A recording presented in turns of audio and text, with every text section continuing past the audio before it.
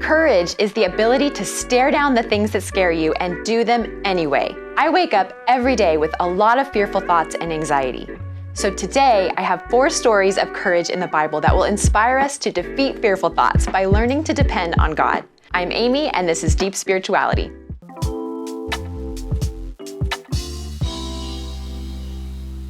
Number 1, the courage to let go of the past. Some of my biggest anxieties come from the records I keep in my head of all my past mistakes. Most people are familiar with Moses as the guy who courageously led God's people through the Red Sea, or at the very least, the guy in the 10 Commandments movie. But if you read Exodus chapters 1 through 3, you'll discover Moses wasn't always a courageous leader. In fact, when God called him to go lead the Israelites out of slavery in Egypt, Moses had been hiding out in the wilderness for 40 years, gripped with fear and haunted by his past mistakes. His confidence was shattered from a failed attempt to lead his people in the past. Exodus 3:11-12. But Moses said to God, "Who am I that I should go to Pharaoh and bring the children of Israel out of Egypt?" He said, "But I will be with you, and this shall be the sign for you, that I have sent you. When you have brought the people out of Egypt, you shall serve God on this mountain."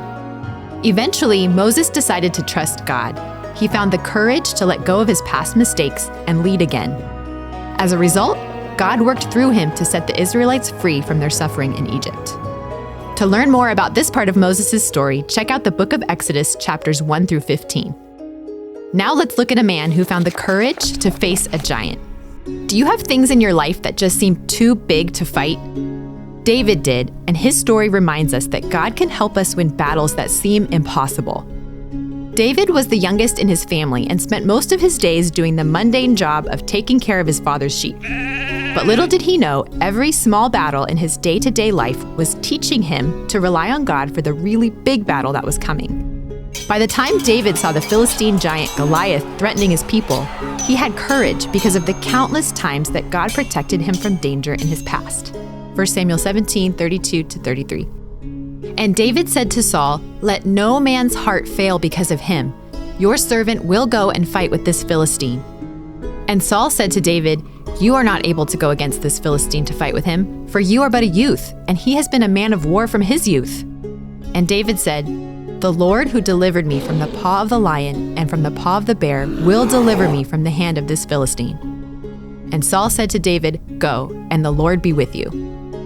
David acted on faith to fight Goliath with a slingshot, and God gave him victory. You can read more about David's relationship with God and how he became a conqueror of insurmountable obstacles in the book of 1 Samuel.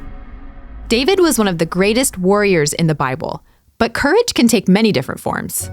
Our next story is about a queen who lived a comfortable life, but chose to put herself in an uncomfortable, if not fatal, position to save her people. Let's take a look at the story of Esther. The courage to leave your comfort zone.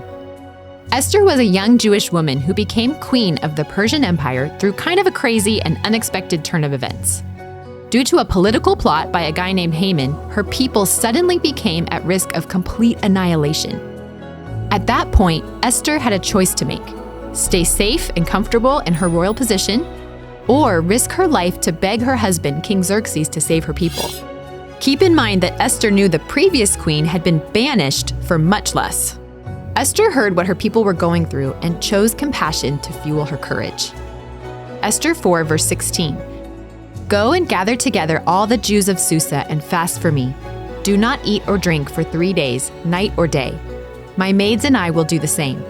And then, though it is against the law, I will go in to see the king. If I must die, I must die." Esther's faithful decision to risk her life for the sake of her people paid off and brought about a huge victory. To learn more about how she found this courage, read the book of Esther, especially chapters 1 through 4. Now let's take a look at our last story about a man who had the courage to stand up for what he believed in because of his gratitude for God. Number 4, the courage to stand up for what you believe in. In Daniel chapter 6, a group of politically motivated administrators laid a trap for Daniel. They manipulated the king to sign a law that would put to death anyone who worshipped a god other than the king himself. Daniel 6, verse 10. When Daniel knew that the document had been signed, he went to his house where he had windows in his upper chamber open toward Jerusalem. He got down on his knees 3 times a day and prayed and gave thanks before his God as he had done previously. Daniel stuck by what he believed in spite of the consequence of being thrown into a den of lions as punishment.